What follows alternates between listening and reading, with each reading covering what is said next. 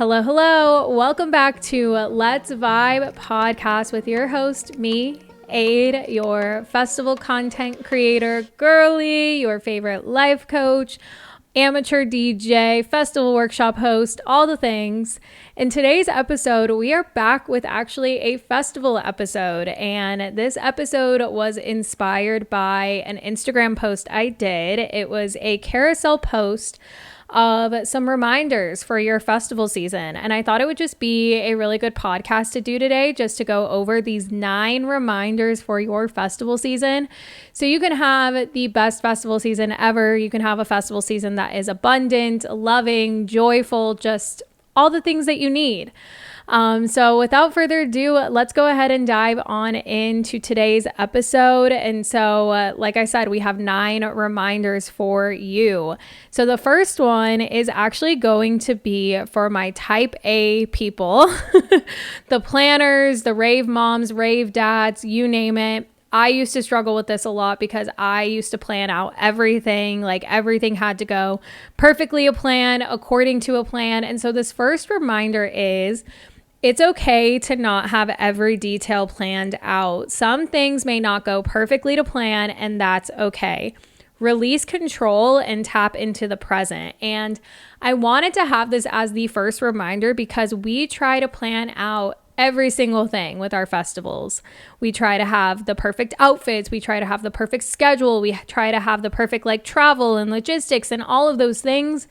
And sometimes things might not go to plan. They might not. You might have a festival day that did not go perfectly to plan. You didn't get to see the artist you wanted to see. You might have gotten to the venue late. You might have had some issues with your rave fam. You might have gotten your phone stolen. There's so many things that can happen that can really impact your festival day. And so sometimes things might not go to plan. And I've had really poor festival days. I'm not going to lie. Historically, the first day of a festival is typically not the best because there's always logistical things. There's always things happening. And so sometimes you kind of just have to take a step back and take a breather and be like, all right, what can I control in this moment? What can I do in this moment? And just try to reset. This happened to me with, I would say, one day that comes to mind is EDC Las Vegas 2022. The first day we got there a little bit later than I wanted to. And it ended up being super cold this day. And we ended up waiting in the merch line for 4 hours. 4 hours. I was not prepared. I was really hard on myself because I'm a festival content creator. I should have been prepared, blah, blah, blah, blah, blah, all the things. And when we finally got through the merch line and got a jacket, things got better. And, me and my ex Chase, we just kind of were okay, we got to shake it off. We got to make the most of the rest of this day.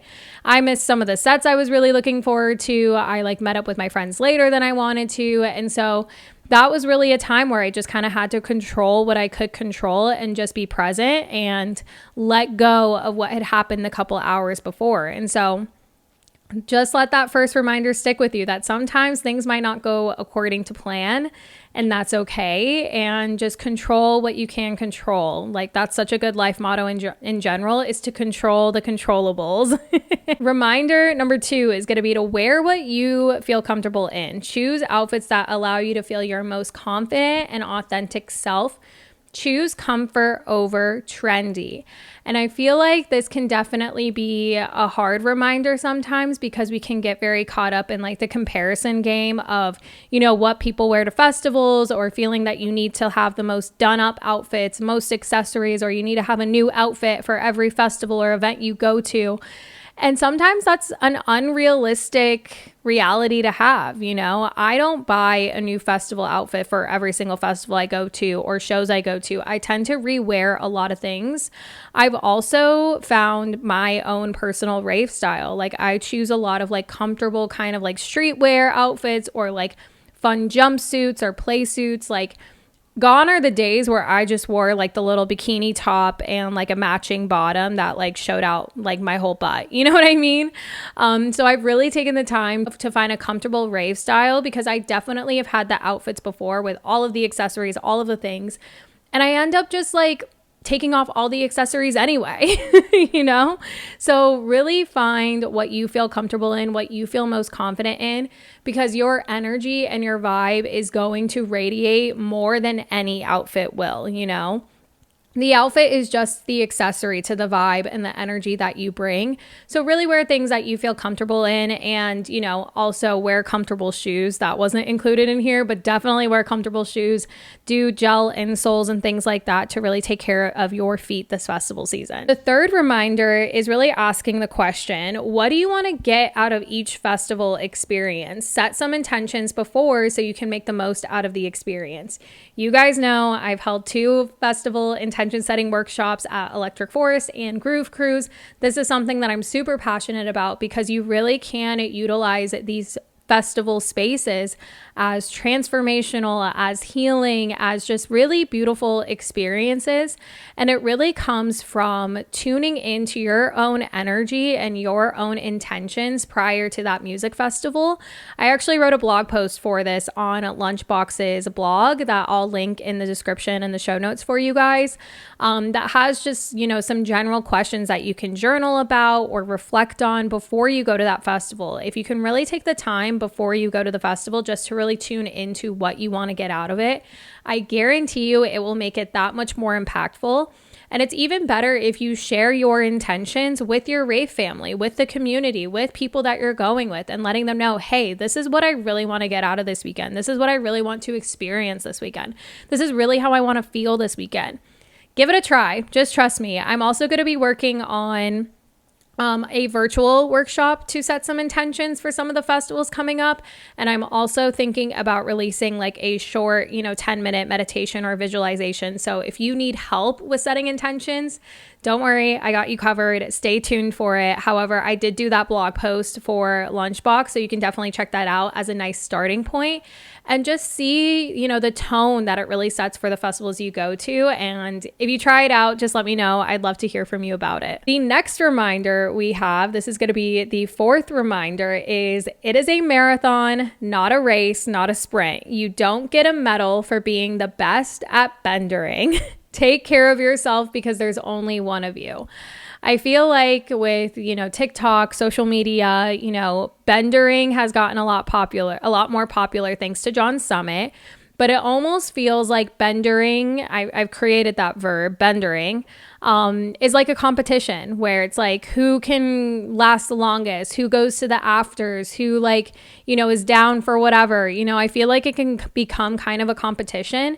And it really shouldn't be like that because we are doing so much to our bodies, and if you are bendering, what exactly are you doing to your body to last that long, depending on what you are ingesting or taking or whatever it may be. So it's really important for you to be mindful this festival season as to how you can really take care of your body, your mind, your spirit, all of the things, because at the end of the day, you don't get a medal for how long you stayed up, right? Or how long you aftered for, or any of those things, right? If anything, you end up with the post-festival blues and a really bad hangover or something like that, right?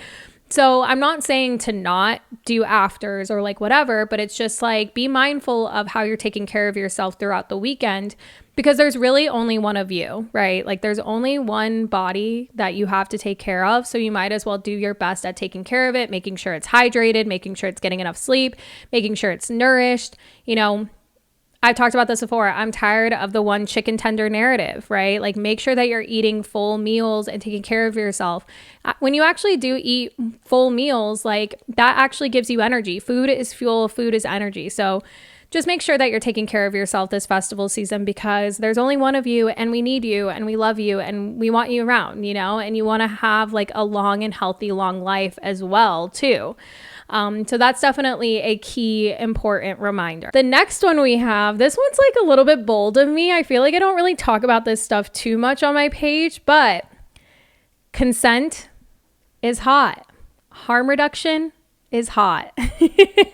Look out for one another and let's keep these spaces safe. One of the big things is keeping each other safe in terms of consent, right? Looking out for women, looking out for men when it comes to people that might not have the best of intentions, people who might be invading personal spaces, people who might not be taking no for an answer. So definitely find ways to look out for things like that. And a lot of festivals, I feel like, and even venues have come out with, some type of statement or clause as it relates to, being able to look out for one another when it comes to preventing sexual assault or, sexual violence or like anything like that, right? So consent is hot, just let that be that reminder, and when like, substances and things like that are involved, it's really important to be maintaining safe spaces for people to be able to enjoy themselves on the dance floor and not have to worry about getting touched or grabbed or anything inappropriately, right? And then also harm reduction. This is huge, like we've seen an increase in fentanyl cases and things like that. And so testing your drugs, making sure that you are, getting things from a reliable source, that you're testing it, and that you're also trained to give out Narcan or are able to bring Narcan with you. I definitely think that's important to also have. A lot of venues are getting more flexible about you being able to bring it, but festivals are also being more lenient as well. So getting trained to be able to, give out Narcan is definitely important, and carrying some on you. We really need to be able to look out for each other. And if you see something in both cases, whether it's consent or it's some type of medical emergency, making sure you're reaching out to the proper people. That way we can get our people the help they need, and that we're all staying safe and looking out for one another. The next reminder is if you are the type that, gets easily overwhelmed, overstimulated, or anxious, or anything like that, this reminder is whenever you feel overwhelmed, take a break. Take some deep breaths, confide in a friend, and ask for help if you need it. You don't have to struggle alone. And I think this is super important because a lot of the times we get carried away of like, oh, but I don't want to be a bother to anyone, or, oh, but like I want to go to this set or that set or whatever. And I think it's just super important to acknowledge how you might be feeling and really leaning on the people around you. If you're feeling overwhelmed, being able to get away from the crowd, just to go take some grounding breaths somewhere, just even coming back to your breath, doing, box breathing, which is like when you inhale for 4, hold for 4, exhale for 4, hold for 4. Getting one of those like little fidgety toys or something that you can, really work with. But yeah, there's been a couple of times where I've had to take some friends out of the crowd just to like sit with them and like let them get some air, be with them, let them know that they're okay, that kind of stuff. And I think it's super important to do that because no set is really worth that, like if you're pushing yourself in that set to enjoy it, it's only going to feel worse. And also your friends might pick up on that energy too.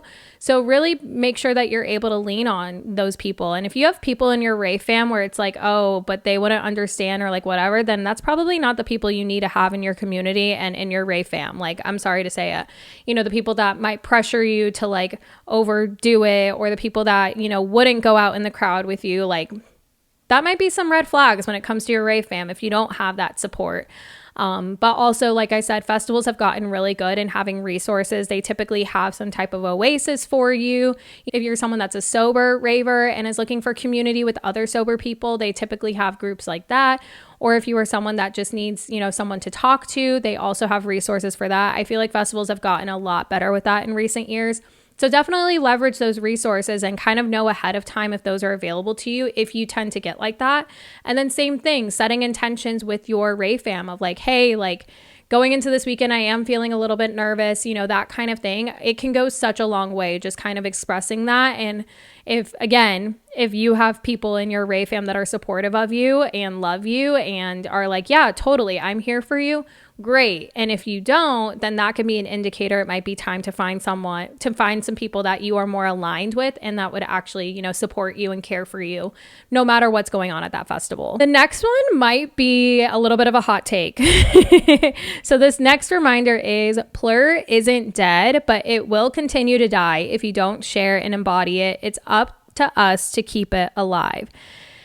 And I feel like this always tends to happen after a music festival at the NAS Center because there's always so much rhetoric coming out of it that Plur's dead, people are rude, TikTok ruined everything, like all of these things, right? And there is some truth to it. However, if we continue to like be in the negative about it, I feel like the negative will continue to grow, right? So I'm always in the mindset that Plur exists, and I know it exists because I radiate it and I embody it. And because I view my festivals from this lens, I am met with that Plur activity. And, there'll be the one-off thing, one-off instance where someone isn't being Plur, but like, they could just be having a bad day or like whatever, or they just don't know the way. But it's really on us to continue spreading that energy and spreading Plur and teaching about it and talking about it, because we're going to keep seeing this growth happen. Social media definitely has accelerated electronic dance music, the festival community, the rave community.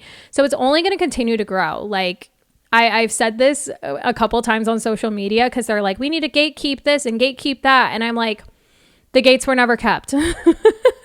The gates were never kept because of capitalism and money. And, these festival organizers, as much as, they are creating these amazing spaces, like their goal is money. They have to make money. So the gates were never kept since like 2012, 2013. Like, I'm going to be honest, like it's kind of hard to come back from that, if that makes sense. So it's really on us to kind of like go with the movement and provide, that energy and sharing Plur and teaching Plur and hoping that it continues to spread and radiate. That's at least my hope and my intention. And I hope that by me sharing it with you, we can just, create this ripple effect of Plur to continue. This next one we have is definitely speaking to just what we can all contribute on this dance floor. So this next reminder, our 8th reminder, is the world is pretty dark and heavy these days. You never know what a smile can do for someone else. Let's use the dance floor to raise the vibration of the community. And it's so true. You just never know what battles people are going through, what other people are dealing with in their world. Like, the economy is crazy, the social climate's crazy, the environment is crazy. Like, everything is just crazy in this world right now.